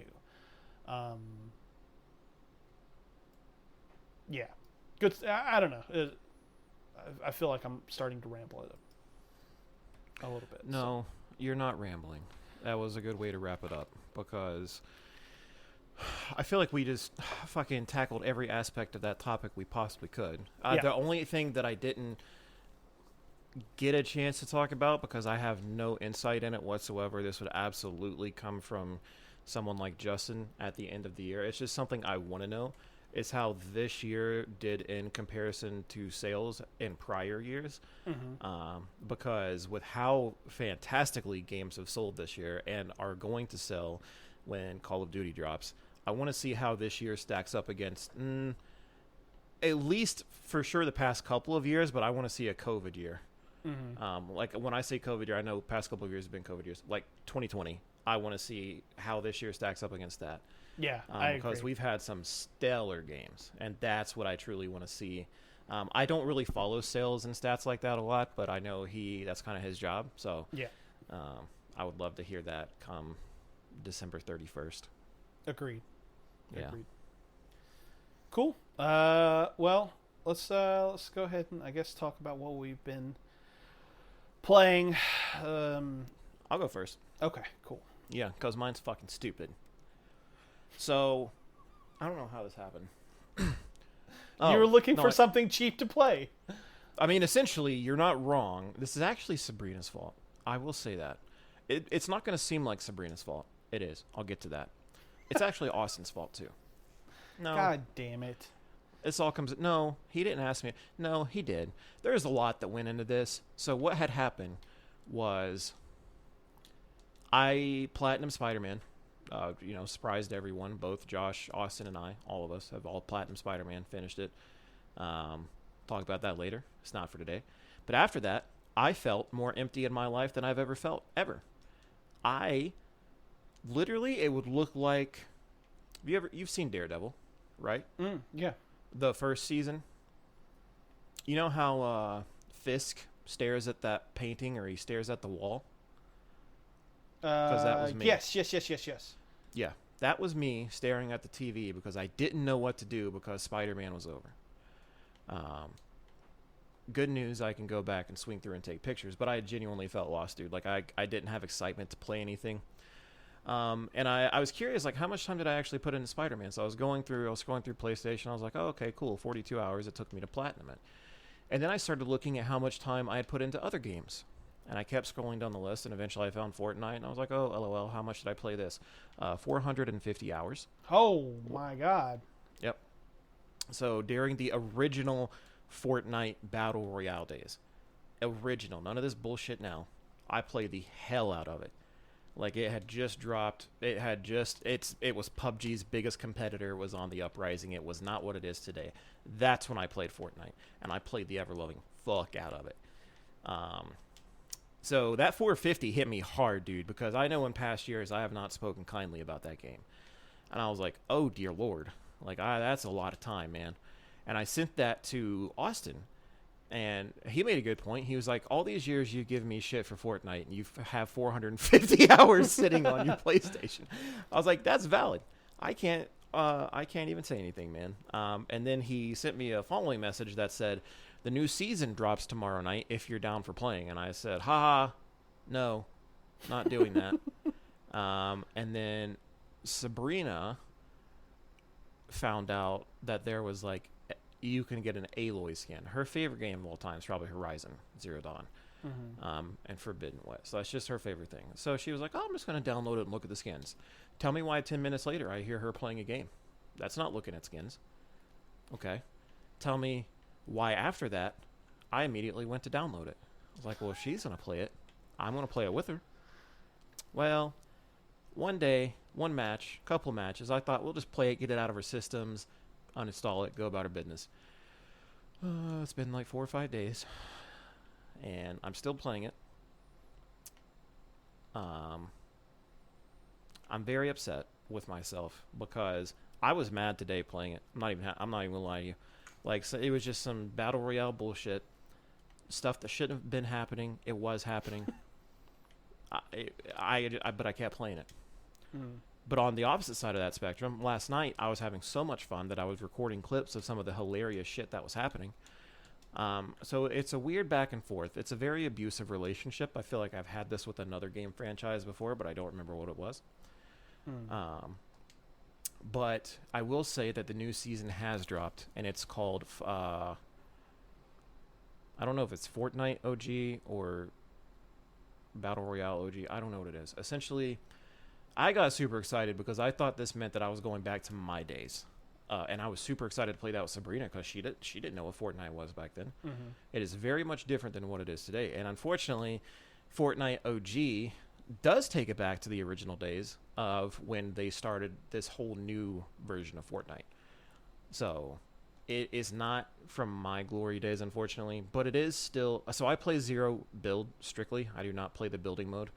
I suck at it. I don't like shooting someone and then there's a fucking hotel built in front of me in 3 seconds. So I don't do that. So I just play zero build, and she loves that too. She hates the building. So we play that together. So I play OG zero build, and there's a lot of places on the map that I'll say that I do recognize, like Salty Springs is still there, and Tilted Tower is still there. But a lot of the places I see are, I'm going to say new, and it's going to sound stupid to a lot of the players who have stayed with the game. But, like, I think it's called Paradise Palms or something, or, like, Tomato Temple. Like, all of these places are not familiar to me, unfortunately. So, it's not exactly new, or it's not exactly OG. Like, I hate that they called it that. But it's still, I think, bare bones enough for me to actually enjoy it, especially when you couple it with zero build. It's still a battle royale. I still have my problems with it, but I hate to say that I am actually having fun with it. When I play with Sabrina, I'm having fun. We're just running duos, and I fucking hate it because I mean they make it enticing, dude. Like the battle pass is a lot of fun to level up, whether you have the premium shit or not. I mean, I like how they do it. It's not like a 1 through 100 system. It's you collect stars and you get the little rewards that you want. You do have to meet a certain level threshold. Like you can't just take 10 stars and go unlock the very last skin. Like you do have to get to that but it's just different. So I like a lot of the stuff that they do in that regard, and the game looks really, really good. I like that it, I think, runs at 120 frames on my PS5 and TV combo, so that's nice. It's still Fortnite, man. I mean, I have nothing spectacular to say about it other than this new season. It's kind of fun. I mean, it's OG enough for me to enjoy it. It's going to be a shorter season. It only lasts 4 weeks, and it started this past week. So as of, I think, tomorrow, we're 2 weeks in. So there's only a couple of weeks left in it, and then I guess it goes to the actual true big season again. I'm not sure. I don't know how they're going to do it, but I am glad that I came back a little bit for this season because it takes it back just enough for me to be able to enjoy some Fortnite again. Last year it was Apex. This year was Destiny and Fortnite. Right? Yeah. Whatever works. Right. It's free. Yeah. It's free. Fair enough. Yeah. Okay. I'm ready, dude. Fucking sell me on this shit. Just sink it into my system. Tell me about a game that I need to go buy. All right. Alan Wake 2. I kind of don't even know where to begin, if I'm just being honest, because there's so much stuff to say about it that, like, it's hard to... It's kind of hard to quantify, honestly. So I was reading reviews of this as they were coming out because I was excited about this game. I was very, very fucking excited. And I was reading certain reviews, and the GameSpot one, I think it's GameSpot. The way that review comes out is it talks a little bit about how, like, a lot of people talk about pieces of art being ambitious, and what they mean when they say that is that it's has a lot of really good ideas, and it doesn't execute on them all that well. But Alan Wake 2 is kind of like the exception. And I really genuinely feel that in my kind of like core. Like, I love that first game quite a bit, but it's not it's not the absolute best version of that game, right? Like, it definitely could be better, and it probably should be in almost every respect, right? Like, it doesn't do everything that it could do the best, and if there were certain things that were tightened up in that first game, it could be considered like an all-time great. I love it, but, like, I understand that the flaws that are associated with it. Well, everything about this game feels polished to an absolute fucking sheen, dude. It just doesn't make sense that this game should exist in the state that it exists in. It is unreal, the amount of ideas and things that are in this game that, like, they're just different, man. Like, okay, so for instance, there's a point in this game, a chapter that I just played not too long ago, where it is basically like a multimedia experience. It's like a I don't even know the best way to describe it. It's just, you're playing through this section, and it's kind of a puzzle where you keep going in these sort of loops, but, like, within that sort of, like, circle, there are these gigantic, like, billboards where you are seeing a live action, like, real people are doing this, like music video type thing where there's like theater involved and there's music blaring in the background and it's like this 80s glam metal, and then like they start throwing in enemies, and it's like this multimedia experience that just is like fucking chef's kiss, dude. It's so good. It reminds me a lot actually of the ashtray maze in Control. It just feels like very different. It's one of my favorite sequences in any video game I've played ever. Like, I was grinning like a fucking idiot the entire time I was playing it. Because, again, as I'm making my way through this, I'm kind of like, the music is going and it's really good, but then I'm like seeing like these really like elaborate, like, on-stage performances of these real actors, these real people doing this stuff. And it is just, it's so good, dude. It's 10 out of 10, no fucking notes.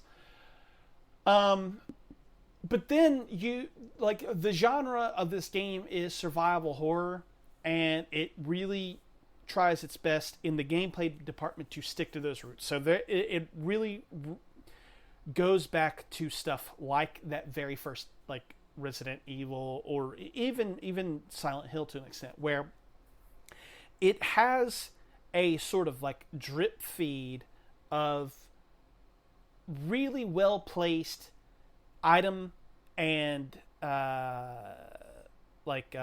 resource where the resources are placed are very, very fine. It's very fine tuned to where you have it very often. You have just enough bullets to get through a scenario, and if you waste your ammo and you don't have healing items or something like that, you're kind of fucked in the situation that you're in.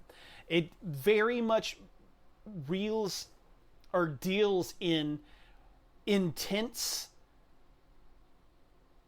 like scare factor, and really kind of doubles down on what makes the genre work and tick. The enemy designs, they don't feel spongy in the way that, like, you feel like, I don't know the best way to, like, you know how in Destiny, like, you'll have these bosses that just feel like they're just eating your bullets, and like, every fucking one of them. Yeah. It never really feels like that. Like, even the super strong enemies, like, when you hit them with a shotgun blast, they'll fall to the ground. They might not die with that one shotgun blast, but like, it feels like you are doing work. It feels like you are actually doing something, as opposed to just spraying your bullets into something hoping that the health meter goes down. Visually, this game is beautiful to look at. I've run into a couple of things where, like, I'll see some pop-in, but like, I think that's because the areas are so richly fucking detailed, like with the way that the grass moves. There's these really nice forested areas that, like, the section that I was just playing through earlier today, like, has this beautiful orange glow because the sun is supposed to be setting at the same time, and like, all of the lighting coming through the forest leaves, and it's stunning, just beautiful. Again, 10 out of 10, no notes. But the way that everything kind of, for me, coalesces is around the story. So the original one is interesting because it's about a writer, and he gets trapped within like basically his own mental prison, because the stuff that he is writing is like manifesting in the real world. It's a long, weird, and convoluted story. But basically the point of that original game, at least narratively, was that, like, sometimes you can get caught up in your own work, and it's detrimental to all of those around you. That's kind of the point. And Alan Wake 2, I feel like, is talking a lot about creativity and the doubt and struggle that comes along with that. And that the way that manifests within the game is really interesting in a multitude of different ways. But like the reason that like I love that so much is it resonates with me as someone who like really loves being creative. Like that's like, if you ever want to get me talking and really want to like just have me not shut up for hours, get me talking about horror movies and creativity involved within horror movies and how that manifests outwardly, like what you were able to take from that sort of thing, right? Just do that. I'll talk you to death. I also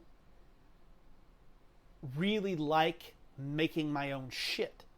And because of that, I understand the struggles with feeling inadequate, with feeling like you're making yourself go into circles that never end up going anywhere, that you feel like creatively bankrupt, you feel like you get the imposter syndrome, right? Like you feel like nothing you're doing is working. And that really, again, really fucking resonated with me. But the way that kind of manifests, like it's not just a story being told to you through the plot and everything. Like it actually extends out into the gameplay where like as Saga, you're this detective, right? And you're trying to put together these clues that like will lead you further along down the plot. And to me, the way that I feel like that is storytelling is like, I feel like whenever I am analyzing a piece of media or I am like trying to come up with like a script and I'm doing research and stuff like that, I find these things that lead me to the story that I'm trying to tell. So like she's trying to figure out the plot of the game more or less as a detective, and that is like kind of what the creative process is. Like you're finding things and like making assumptions and drawing points together through your discoveries. I think that is genius. But then on the Alan side of the game, where you're playing as him, you have a very similar system, but like you are writing it, and in certain respects you run into dead ends, and it feels like for lack of a better term, it's like writer's block. And so you have Alan, who his puzzles all revolve around making a scene different so you can get to the end of a plot thread. So like if I'm not mistaken, it's like the second chapter that you play as Alan. You find yourself in this subway, and in the subway you run into this area where it's like unclear what you're supposed to do, and then you get this bit of plot inspiration where you can change something, the way that the plot is supposed to operate. And when you do that, a new avenue within the subway opens up, and now you're not blocked anymore. Now you can move forward again.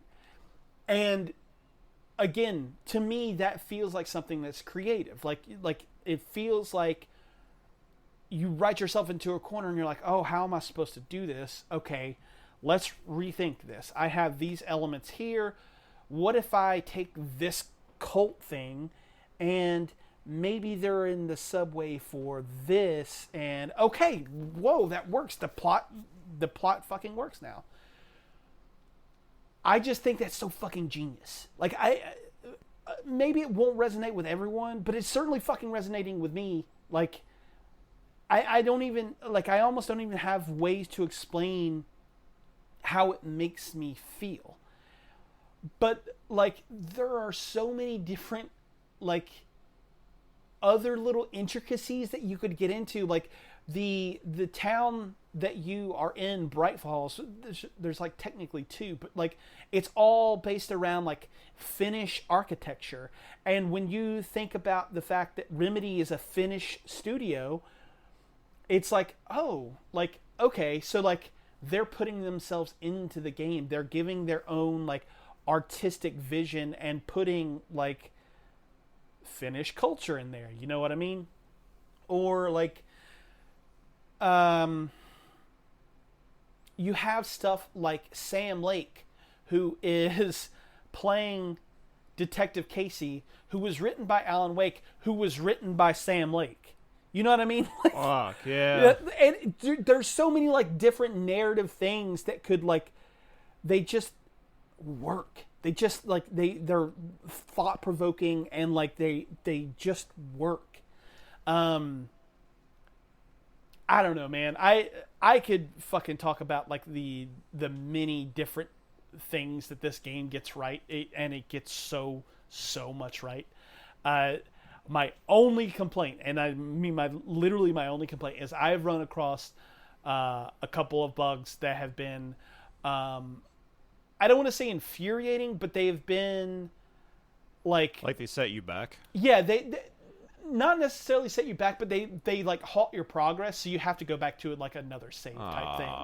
And that has been frustrating for me, because there was one sequence where I had just finished up a boss fight and I was supposed to be putting together this puzzle thing, and I went to the area where I was supposed to find one of the pieces of the puzzle, and the thing that I was supposed to do to make it happen, I did it, but there was like a visual glitch that basically halted my progress. Like I couldn't get past this one little thing because of a visual glitch that had happened, and so I had to revert back to a save. I lost about like 30 minutes of progress. It wasn't much. I basically had to do like a boss fight again, but it was annoying. Yeah. So I do know that they're working on that stuff. Like some of the reviews pointed out that you were that there was like worse than that bugs when they were having the review stuff, and apparently those are fixed now.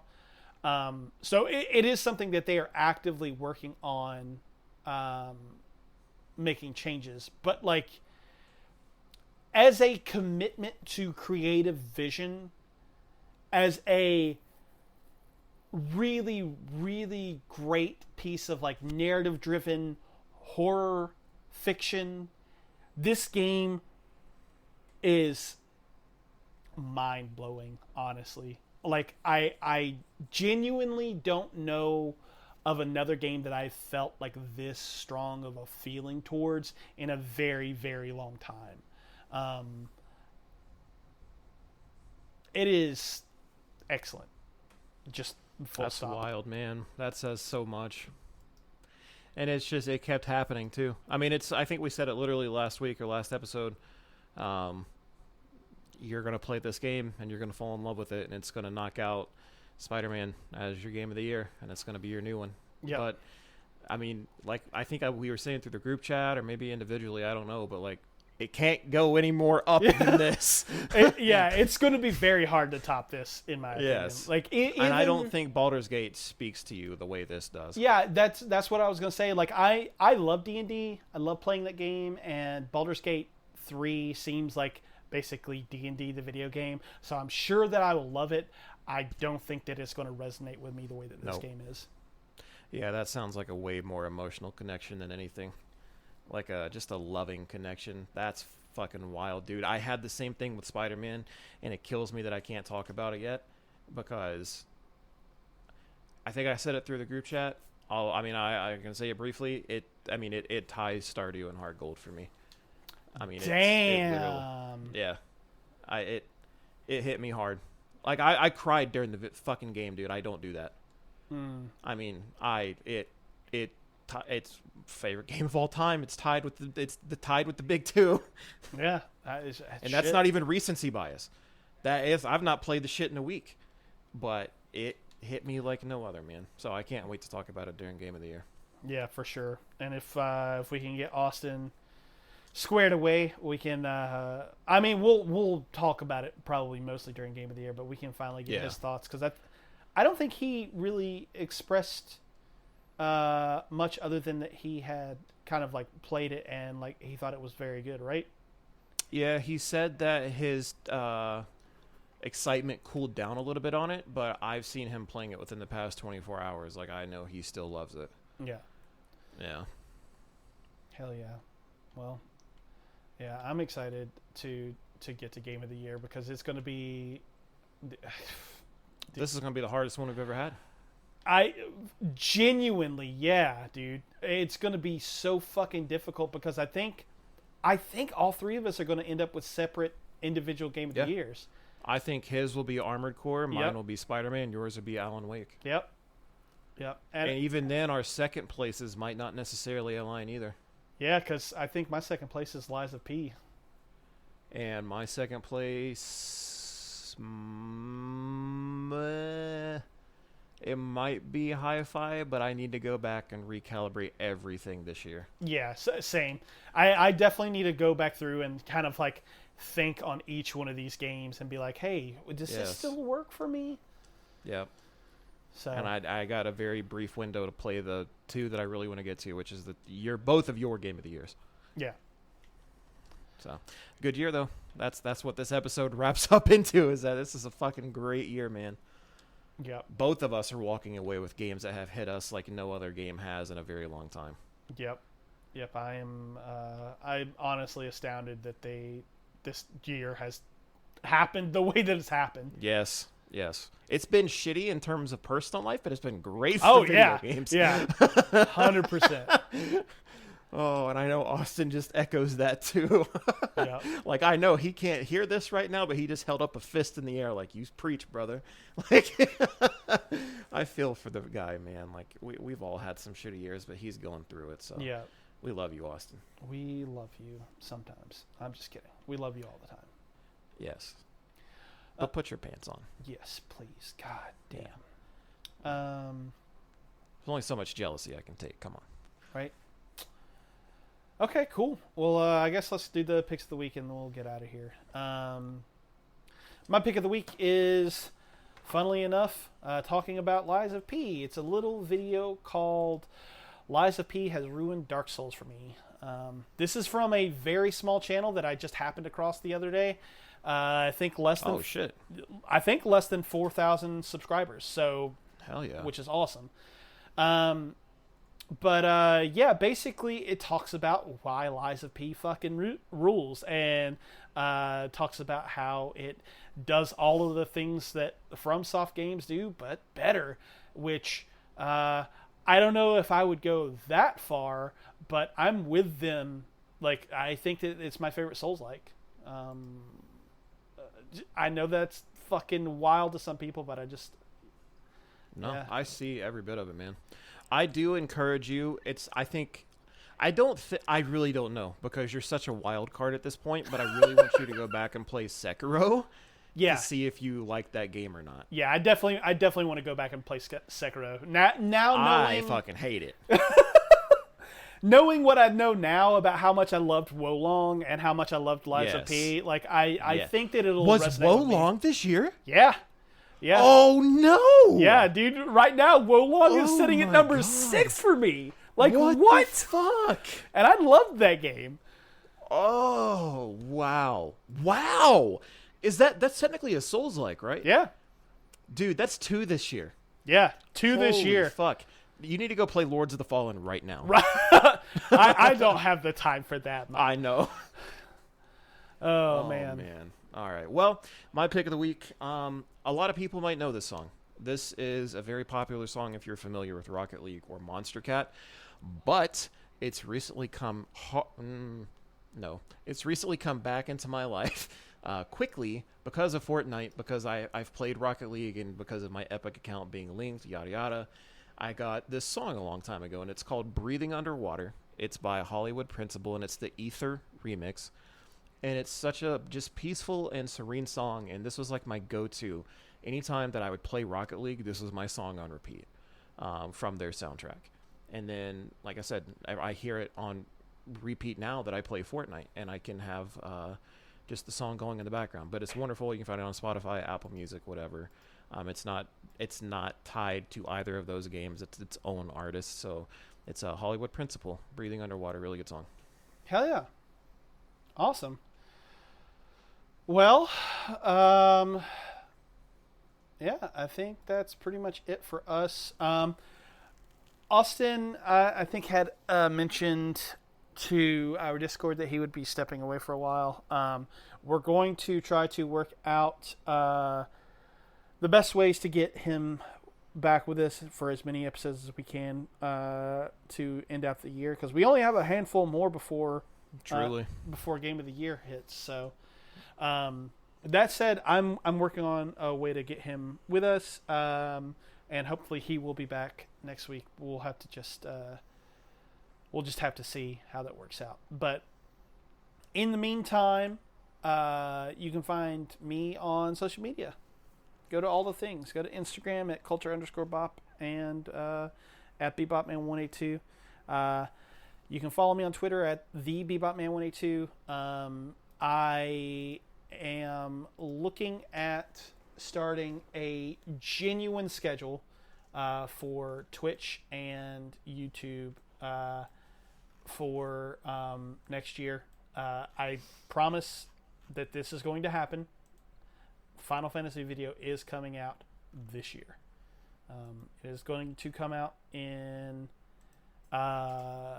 December, most likely, just because work has been insane and I haven't had the time. But it is going to be out before Christmas. So go check that out. And then Twitch, I am going to have a schedule starting in the new year. You'll catch me weekly over there. So Twitch, Culture Pop, do the thing. Lastly, patreon.com/culturepop. Go over there. Toss us some money.